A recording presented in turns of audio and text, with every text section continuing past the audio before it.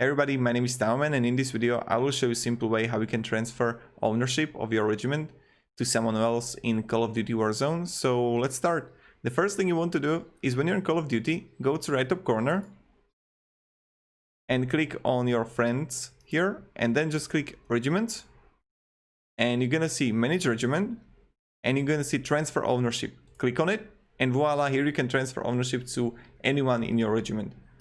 Thank you everybody. If you have any questions, guys, ask me down below in comments. And again, you are in Call of Duty Warzone, right top corner, Regiment, Manage Regiment, Transfer Ownership.